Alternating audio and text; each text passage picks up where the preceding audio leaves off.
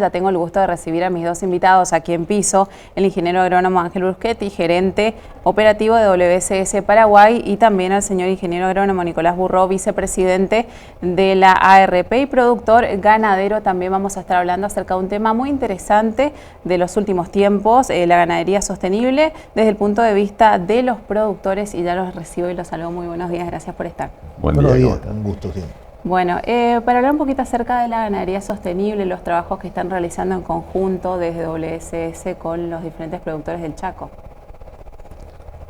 O sea, ingeniero, bueno, en realidad lo que se trata de hacer siempre es de armonizar la parte productiva con la cuestión de conservación de recursos naturales, ¿verdad? Siempre teniendo en cuenta el tema de la parte legal y por otro lado el terreno. Que eso es algo que siempre decimos, ¿verdad? No es una cuestión homogénea, el terreno es muy heterogéneo, es muy diferente, cada lugar es diferente, entonces creo que acá el ingeniero nos va a decir mejor eso. Uno tiene que ir haciéndose, no tenemos muchas cuestiones de experimentación, cada productor se hace en su zona y va aprendiendo, ¿verdad? Perfecto. Eso es algo que no hay una receta única, y uno tiene que ir avanzando sobre eso, ¿verdad? En realidad es algo un poco complicado y siempre se sataniza el tema de la producción, pero no es fácil producir y a todos nos gusta. Tenemos, creo que hoy, un producto fantástico que es nuestra carne y que viene de esos lugares, ¿verdad? Y se produce de buena manera, ¿verdad? Y no solamente manteniendo el tema de la parte legal, sino con esas buenas prácticas, que es lo que nos dimos cuenta. Excelente. Bueno, ¿qué es lo que se tiene que hacer en el Chaco para que se siga aplicando esta sostenibilidad y por qué es necesario? Bueno, a ver, vamos a... nosotros tenemos una suerte de convenio con WCS, con WWF también, ¿verdad? Y somos un grupo de productores que estamos trabajando allá buscando lo más posible una sostenibilidad en armonía con lo que sería la producción. Una producción que debe de ser económicamente rentable, porque de lo contrario no es sostenible y ahí se acaba todo, ¿verdad? Que seamos 12 o 15 productores no quiere decir que el resto de los productores tampoco lo esté haciendo, claro. ¿Verdad? Al contrario, somos el reflejo de una inmensa cantidad de productores que sí está convencido de que la sostenibilidad es una herramienta sumamente importante o algo que hay que respetar.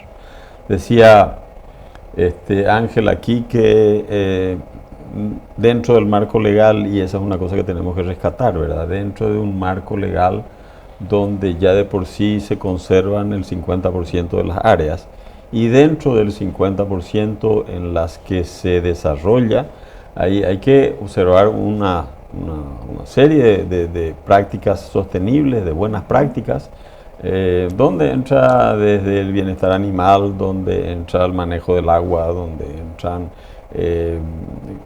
la conservación, claro.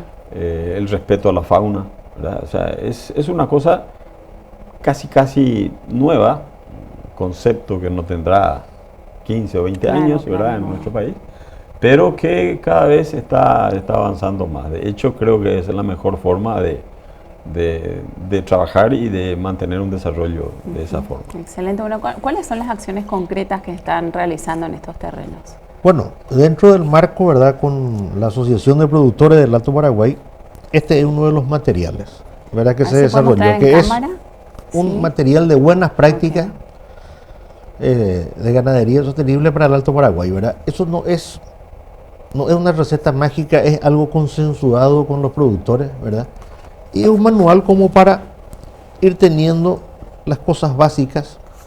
Perfecto. Que en realidad ellos ya lo vienen haciendo casi todas. Pero es de manera de reflejar esto en un documento y que sea un poco accesible, ¿verdad?, al resto de los productores allá de la zona. Esto lo hicimos en el marco del proyecto de la Alianza para el Desarrollo Sostenible. Esto está financiado por USAID, ¿verdad?, la Agencia de Cooperación Norteamericana. Claro. Lo dirige WWF y nosotros como WSS también estamos trabajando ahí, ¿verdad?, con un montón de otros propietarios. No somos pocos, ¿verdad? Y es como dice aquí el ingeniero, hay otros que no están directamente Pero esa es la idea de este tipo de trabajo y de proyectos. Esto es replicable. Excelente. Esas buenas prácticas son replicables a todo el país, ¿verdad? La idea es que se vayan sumando entonces, ¿no? No, de hecho que la conciencia existe, ¿verdad? Esto es una cosa que se pueda reflejar en números y en acciones, pero documentadas para ver, bueno, alguna vez se hizo esto con estos resultados, este es el camino, aquí nos equivocamos, este no es el camino, entonces se tendrán que tomar otras medidas, ¿verdad? Varía en la zona donde estamos, que es una zona relativamente nueva, varían mucho las condiciones. Yo te hablaba del agua, ¿verdad? Y la forma de usar el agua varía en pocos kilómetros, ¿verdad? Hay zonas en que se puede almacenar el agua en tajamares, otras que no, otras que tiene que usarse agua del subsuelo. Entonces es todo un desafío que el ganado reciba el agua de la mejor manera posible y con el menor impacto sobre el medio ambiente, ¿verdad? Excelente. Bueno, ¿cómo realizan estas acciones para la conservación justamente de la fauna en estas zonas? Bueno, primero que nada es la predisposición de los propietarios. En el caso de WSS, que somos una ONG ambientalista, claro, no es muy fácil. Estamos mal vistos en muchos casos, ¿verdad? Y en muchos casos también con justa razón, ¿verdad? Pero lo que se hizo con este proyecto es consensuar la parte ambiental, la parte productiva. Y bueno, arrancamos con el tema de buenas prácticas y también con un monitoreo de fauna, con la instalación de cámaras trampa, ¿verdad? De un monitoreo de biodiversidad, en el caso de la propiedad del ingeniero, también con una adecuación de lo que fue un corredor biológico, que parece poco, pero cuando uno ve en el terreno, no, yo no voy a hacer acá mi plan de uso en esta parte, voy a hacerlo acá más abajo. Entonces, ese bosque que de lo que estaba previsto en algún momento se mudó con todo el problema que eso causa. Eso quedó como un corredor biológico en un lugar donde instalamos cámaras con la propiedad de al lado también, lugar donde pasa normalmente el yaguareté. Es más, la propiedad se llama Paso del Tigre. No es por casualidad, eso es verdad, con toda la otra fauna que también acompaña, ¿verdad? El yaguareté tiene una particularidad de que es una especie sombrilla. Donde está el yaguareté, quiere decir que está el resto de las especies bastante bien conservadas también, ¿verdad? No tenemos la suerte ya de que lo vemos con bastante frecuencia todavía al yaguareté, ¿verdad? Y conviviendo con las vacas, ¿verdad? Y con los problemas que también causa, ahí también hay una serie de trabajos con el tema de convivencia de la fauna, claro, de los grandes felinos y del ganado, ¿verdad? Y justamente ese punto, ¿cómo logran la convivencia entre el yaguareté y el ganado, ¿no? Porque es una problemática bastante compleja, ¿no? Te hago una puntualización, sí, y después me voy a tu pregunta, no es que no te quiera contestar. El tema del corredor biológico, como está diciendo, sí, el ingeniero, ¿verdad? Es un tema que lo que se trató de hacer, y aquí tenemos que destacar la colaboración de la CEAM MADES hoy, ¿verdad? Para poder mudar las reservas, okay, de cada propiedad, de manera de hacer unas reservas continuas que estén intercomunicadas la mayor cantidad de propiedades a través de corredores, ¿verdad? Por esos corredores nos dicen las cámaras trampas, nos dan los testimonios que por esos corredores se mueven una cantidad importante de animales muy variados, entre ellos el yaguareté, ¿verdad? De manera que gracias a la gente del MADES, ¿verdad? Por esa colaboración, porque todavía vamos a seguir pidiéndole muchas cosas y naturalmente siempre con vistas a esa conservación de la mayor manera posible. Excelente. Con respecto al yaguareté, es un tema de cierta manera urticante, porque no es fácil andar recorriendo el campo y de repente encontrar que el yaguareté se comió 5 o 6 terneros. Claro. Bueno, okay. Particularmente, y aquí voy a entrar en polémica con mucha gente, yo creo que la pérdida causada por el yaguareté no es significativa. Okay. Aún en rodeos de cría. No estamos hablando del puma, vamos a ser claros. Entonces, el tema de la conservación del yaguareté se hace un poco más fácil si llegamos a esa conclusión. ¿Cómo se mide? Bueno, eso ya nos dirá aquí el ingeniero, cómo se evalúa todo eso, pero nosotros somos convencidos que el yaguareté se puede conservar. Excelente. Bueno, eso es un punto importante también, ¿no? Me imagino que el objetivo principal es que se sigan conservando estas especies que están en extinción actualmente. Exacto, eso es a lo que nos tocó la oportunidad de ver. ¿Verdad? Queremos dejarle eso a nuestros hijos y a nuestros nietos, que ellos también vean, ¿verdad? Que no sea que se diga o que quede como una cuestión de toponimia nomás. Claro. Yaguaretecue o ese tipo de nombre es lo que no queremos, ¿verdad? Queremos que queden, hasta hoy lo seguimos viendo nosotros, ¿verdad? Entonces, tiene que haber una voluntad de parte del propietario. Hay una serie de datos que se toman, así como dice el ingeniero, ¿verdad? Los números de las pérdidas, cuando empezamos a hacer un análisis un poco más riguroso, resulta ser que no es tanto. ¿Verdad? No en todos los casos, también hay gente que tiene más pérdida probablemente o no. Y lo otro es, las pérdidas son siempre mínimas cuando el animal es ajeno. Yo eso quiero aclarar también. Cuando uno no tiene vacas, no importa que coma tanto. Ahora, si las vacas son propias, cambia un poco la cuestión, ¿verdad? Por eso es que tenemos que entender de que esto es un negocio, el tema de la producción, ¿verdad? Los números tienen que cerrar.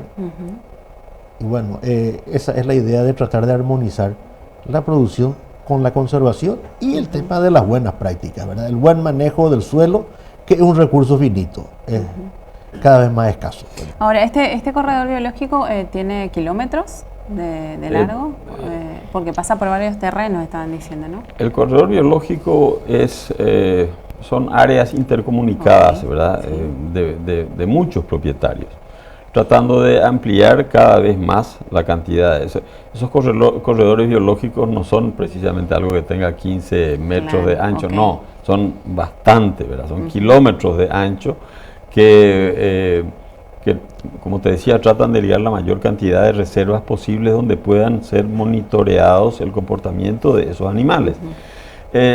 Hablamos de un proyecto, o mejor dicho, hablan los que entienden de un proyecto de monitorear los individuos de yaguareté en esa zona para analizar su comportamiento, su desplazamiento, las zonas en que se mueven, sus formas de reproducción, que ya se ha hecho en otros lados, ¿verdad? Claro. En otros lugares.